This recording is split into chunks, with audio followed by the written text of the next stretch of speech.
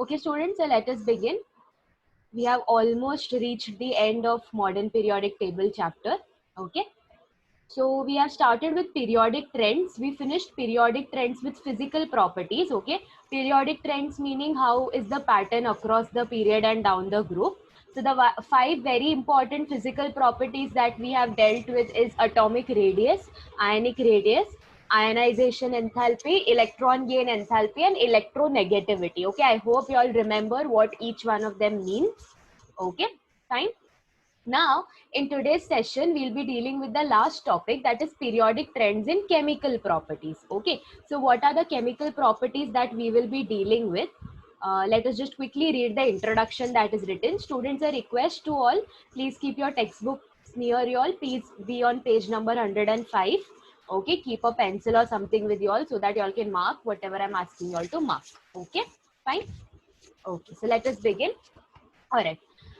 Periodic trends in chemical properties, the most fundamental chemical property of an element is its combining power.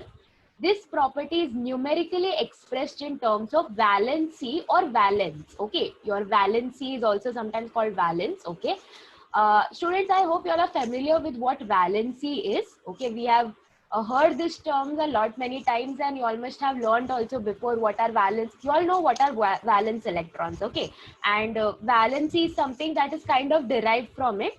All right. Next, what I want you all to do is mark this next statement. Okay.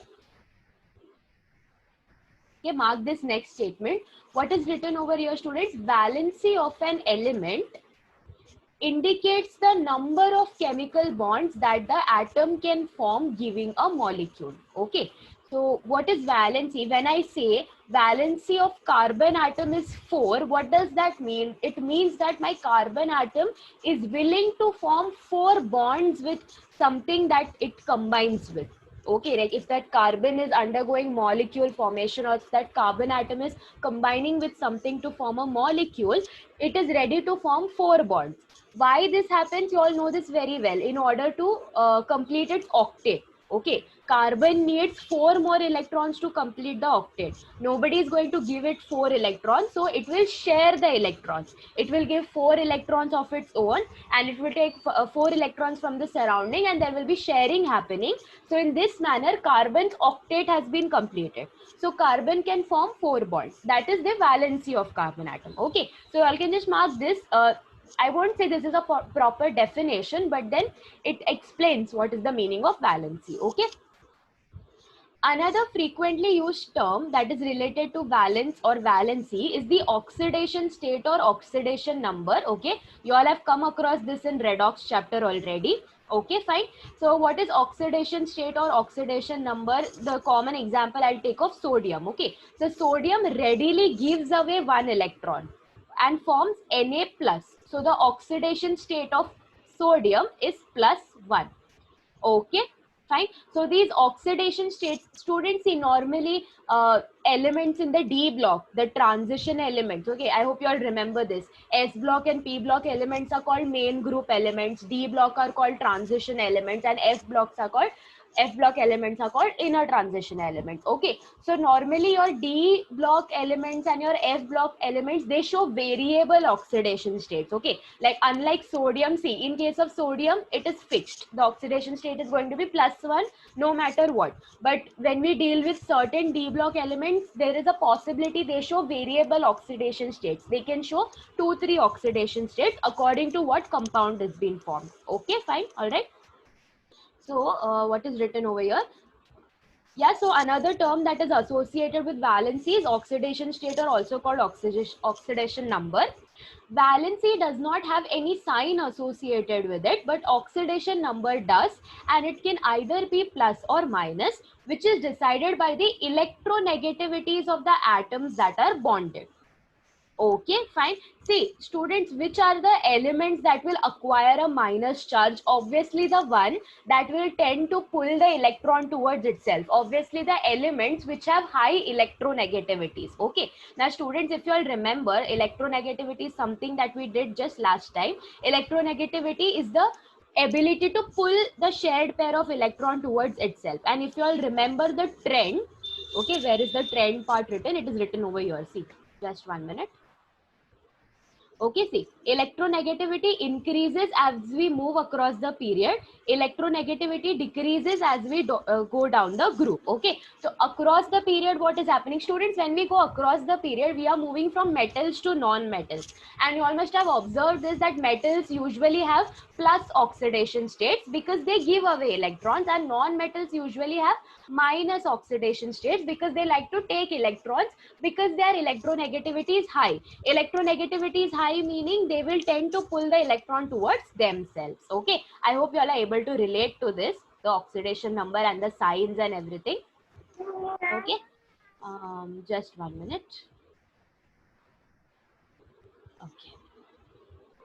All right, yeah, so first thing that we are going to discuss about in chemical property is valency. Okay, fine. The second aspect of chemical property is the chemical reactivity. Okay, students, chemical reactivity, if you all remember the organic chemistry chapters that we did, okay, in that hydrocarbons chapter, so whenever we are dealing with some reaction, at certain places we had something called order of reactivity.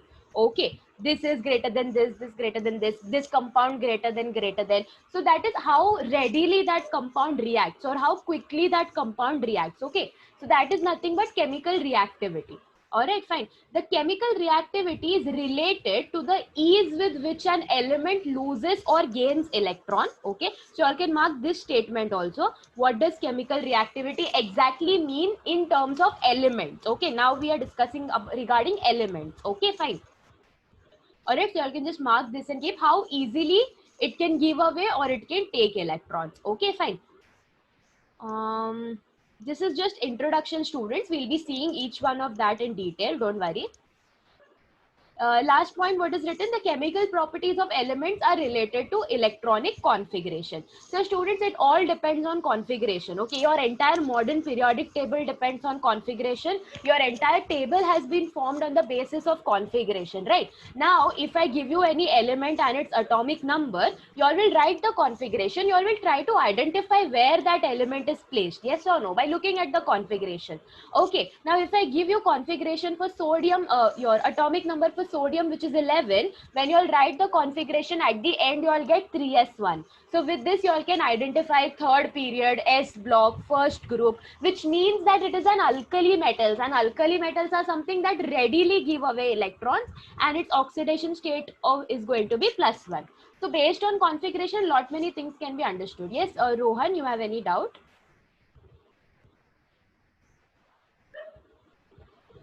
If any doubt, then please let me know. Okay, fine. All right. So where was I? Okay. So see, students. Okay, I think so. Acha, okay, no problem. Okay, fine, yeah. So as I said, they have discussed each one in detail. Now students, see in this A part, the A subsection is periodic trends in valency, B subsection is periodic trends in metallic, non-metallic character, and the last one is periodic trends in chemical reactivity. This part, this C part has been omitted from your this thing, but we will read and go through it once. Okay, fine. Even if you all don't have to study it for exam, you all should know it for MCQ point of view. So we'll read that also, don't worry. Let's go topic by topic first. Okay, so first, periodic trends in valency. Okay, I hope you all can see the thing. Okay, just 1 minute. Okay, so let us read, students, what is written. Valency of the main group elements is usually equal to the number of valence electrons, that is outer electrons or the electrons present in the outermost shell, and or equal to difference between 8 and the number of valence electrons. See, students, what does this statement mean? Now, here there's a table on this very same page. There is this table. Okay, fine. You all can see periodic trends in valency of main group elements. Again, students, here they have only written about S block and P block. Okay, because S block and P block elements are together known as main group elements. Okay, what all things are mentioned? See, everything can be summarized from this table itself. They have written the general outer configuration. Just by looking at the general outer configuration, you all can obviously come to know the number of valence electrons. That is very obvious. You all can also determine the valency, students. There is a difference, okay? Number of valence electrons means electron count in the last shell. Okay, fine. All right. Now see, for group 1 elements, it is NH2. Now I took the example for sodium, right? So in sodium, the last one is 3s1, right? Meaning it has one valence electron. Okay, I hope you all are understanding this. Okay, how many valence electrons in the first group? 1. In the second group, 2. In the 13th group, okay, 13th group is the first group of P block. So what is the configuration going to be? NH2 NP1. And as you all go from group 1 to the last group, okay, it becomes NH2 NP6. All right, fine. Okay, so you all can see here NH2 NP1, 2 plus 1 meaning 3 electrons, and the last one, that is your noble gases, inert gases, NH2 NP6, 2 plus 6 is 8. So octet, it is completely filled. Because it is octet, it is completely filled, obviously its valency is going to be what? 0, and it is not going to form compounds. Okay, that is very obvious. Let us look at the valencies of the other elements. Now see students, we know that 1 and 2, your S block comprises of metals. In your P block, we have metals, non-metals, metalloids, it's mixture of everything. Metals have the tendency to readily give away electrons. So here, if you look at this valency row, for group 1, what is the valency? 1. Okay, fine. For group 2, what is it? 2. For group 13, it is 3. For group 14, it is 4. But group 15 onwards, see students, what is happening? There are two possibilities, right? Either it can give away the 5 electrons, or it can take 3 electrons from somewhere and form octet. This is a very basic knowledge of give and take electrons. Okay, I hope you all know this already. Even if you all don't know, it's very simple to understand. Till 4, it is okay. See, till 4, it is not possible to give away 4 electrons. It is not possible to take 4 electrons also from somewhere. So remember the example of carbon. So what carbon prefers? It prefers sharing in order to complete the octet. Let's move ahead from 4 now. Let us go to 5, the elements which have 5 valence electrons. Now normally giving away 5 electrons is not preferable, but taking 3 electrons and forming octet is preferable. Okay, but we never know students, sometimes there might be some compound formation of the elements of the group 15 elements where they give away their 5 electrons. Okay, we don't know that. So there are two possible valencies, either give away 5 or take 3. Okay, that is 3 comma 5. Let us go to the next one, group 16. Okay, where there are 6 valence electrons. So it can either give away 6 electrons or it can take 2 electrons and form the octet. So 2 comma 6. If I talk about group 17, okay, where it has 7 electrons, so it can either give away 7 or take 1. Just a minute. Some person has sent something. Okay, fine. All right. So I hope you all understood this. Okay. Now, what are the next two rows in this? Formula of hydride and formula of oxide. So they have given certain elements, not all the elements, certain elements from first group, second group, and so on. And they are hydrides. Hydrides are the compound that form with reaction with, on reaction with hydrogen, and oxides are the compound that are formed on reaction with oxygen. Okay. So here are certain examples that they have given. Okay, fine. Now let us read what is written. Let us get back over here and read. So I hope now you all understood this first statement. Okay, valency of main group, it is usually the number of valence electrons and or to the difference between 8. You all can say 2 comma 6. Where did I get that 2 from? 8 minus 6, 2. Okay, fine. I hope you all understood.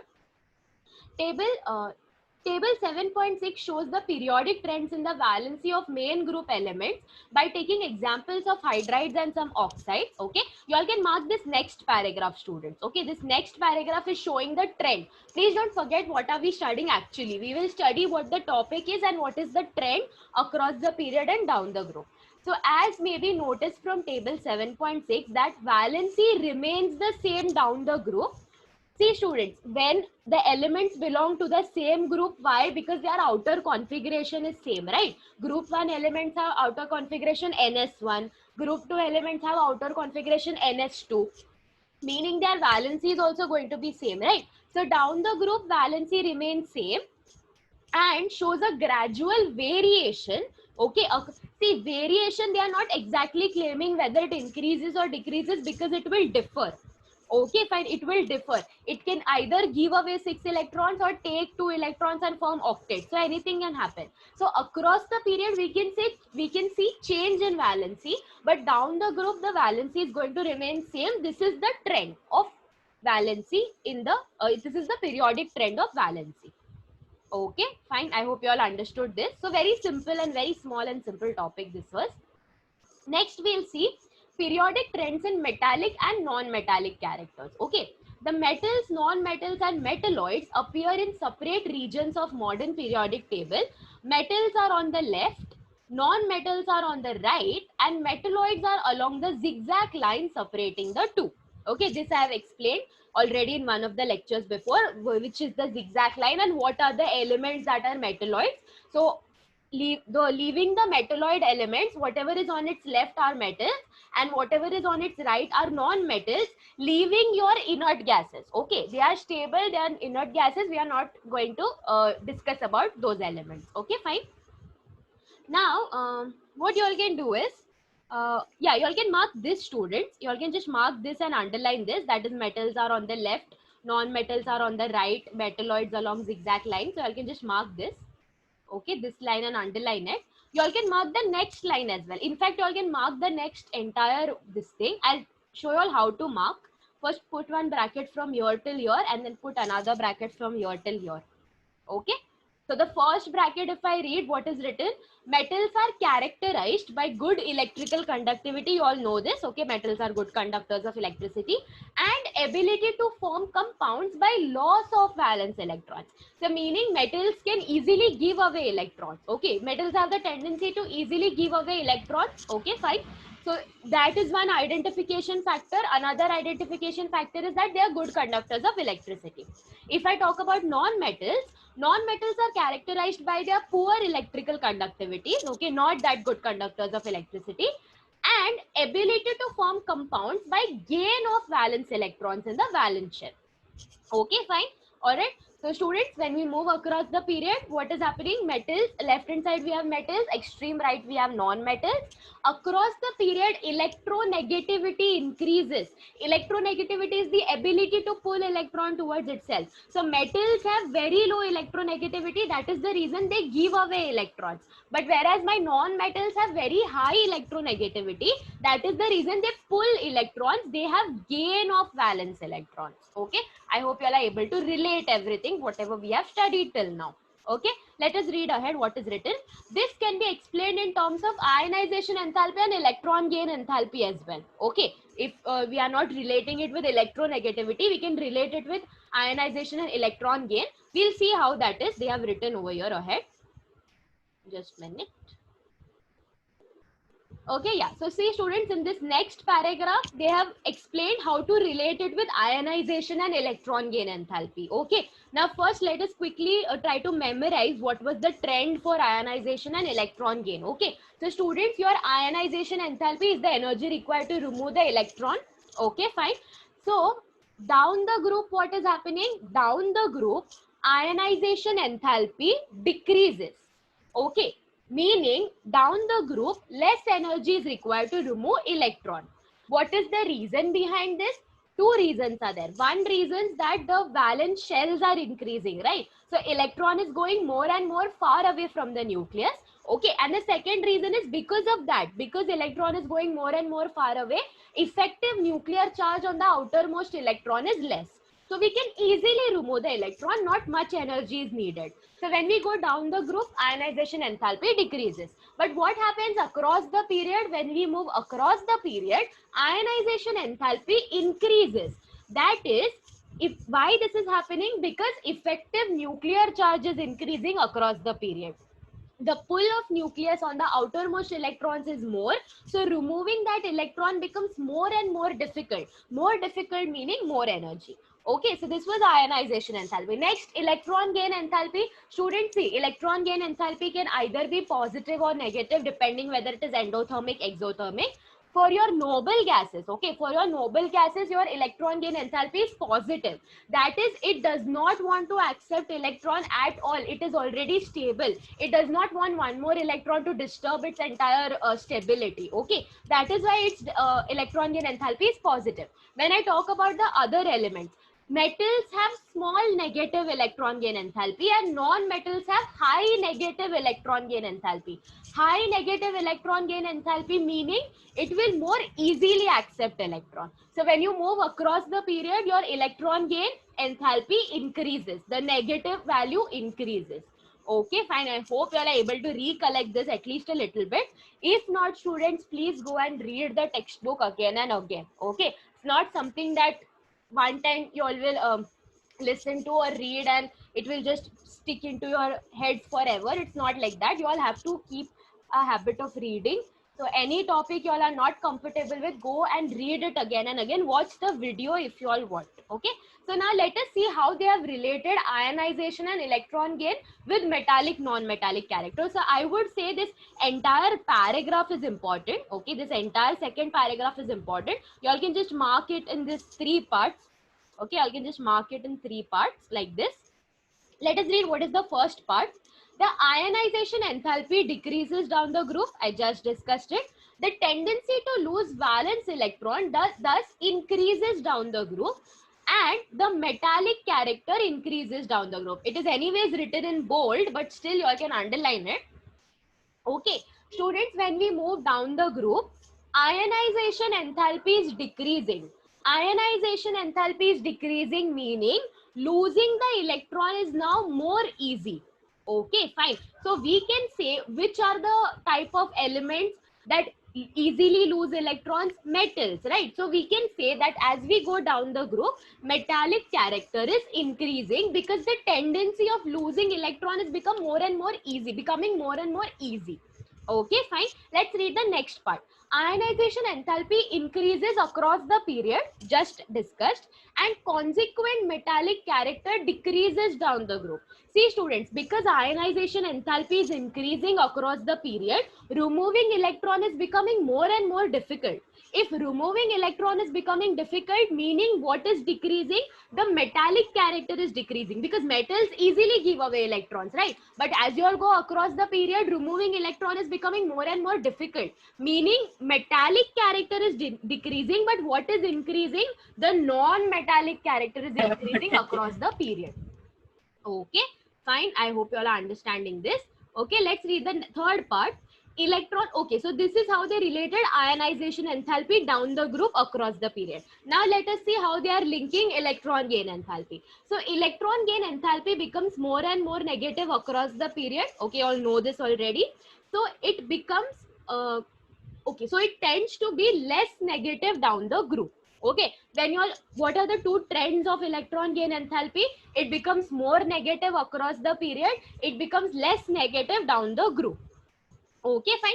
See students, electron gain enthalpy is the energy released when you all add the electron. Whatever electron I have added, it should stay inside the atom, right? But when you all are moving down the group, what is happening? Effective nuclear charge is decreasing, meaning the nucleus is not able to hold that extra electron that you all have added. So what is the point? But when you all move across the period, effective nuclear charge is increasing. So the pull of nucleus on the outermost electrons is more. So adding electron becomes more easy across the period. It is more difficult down the group. Adding electron easily meaning high negative electron gain enthalpy. So when you all move across the period, the value becomes more and more negative. Of which value? Electron gain enthalpy. And when you all go down the group, the value decreases. Okay, fine, all right. Thus, non-metallic character increases across the period and it decreases down the group. Okay, fine. Non-metallic character means how easily it is holding the electron. So that is increasing across the period and it is decreasing down the group. Okay, fine. Students, this paragraph that I just discussed, very much important. How to relate metallic and non-metallic character with ionization and electron gain enthalpy. So for that, you all should be very clear with what is ionization and electron gain. For that, you all should be clear with the effective nuclear charge. See, at the end, everything is related to effective nuclear charge. Okay, because that will determine how well the nucleus holds the outermost electrons. Everyone, please let me know if you all understood this B subsection, periodic trends in metallic, non-metallic, or if everyone understood whatever I'm explaining till now. Yes, Yes, miss. miss. Yes, miss. Yes, miss. Okay, fine. I hope you all are simultaneously marking also whatever I'm asking you all to mark. Okay, fine. Let's move ahead. Now see students, again, even if this is not there for your main exams, please pay attention. Okay, we never know what is going to change at the end moment. Okay, I know that they have declared these parts have been omitted out, but it is your responsibility that you all at least have a look at it once. Okay, don't ignore it completely. All right, fine. And very simple also, this topic is not that difficult. Let us read what is written. Okay, before that, students, if the session ends, okay, we still have 8 minutes. So if the session ends while I'm explaining, see to it that you'll rejoin the session without fail. Okay, all right. Chemical reactivity of elements is decided how easily it attains the configuration of the nearest inert gas by gaining or losing electrons. Okay, so you all can mark this first paragraph. They are stating how to determine chemical reactivity. See, at the end goal of all the elements is to reach stability. Okay, they want to become stable. They want to reach inert gas configuration. Okay, fine. So how easily an element will give away or how easily an element will accept electron so that it attains an inert gas configuration will determine its chemical reactivity. Okay, fine. The elements preceding an inert gas react by gaining electrons in the outermost shell, whereas the elements which follow an inert gas in the periodic table react by loss of electron. Okay, so for this, in order to explain this, I have to show you all the periodic table. Okay, just 1 minute. Where is it? Okay. Okay, so what was that statement, students, that is written? Okay, just keep your eye on the statement in your textbook. I hope everyone is on page number 106. Okay, fine.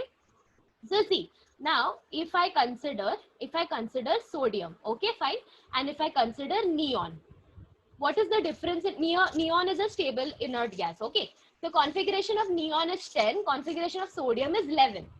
Okay, so what will sodium prefer? Sodium will prefer giving away its one electron. Okay, sodium will prefer giving away its one electron so that it is left with 10 electrons, which is nothing but the configuration of the previous inert gas, that is neon. Okay, fine. Now, if I discuss about chlorine and argon, you all can see chlorine has configuration 17, atomic number 17, whereas argon, which is a stable inert gas, has configuration 18. So if chlorine will receive one electron, see, chlorine would never want to attain the configuration of neon because it is very difficult. Chlorine will have to lose 7 electrons, then only it can attain the configuration for neon, which doesn't make sense. What will chlorine do? Chlorine will try to accept one electron and try to achieve the inert configuration for argon. That is what the next statement means, students. Okay, I hope you all understood. So if I go back and read the statement again, where is it?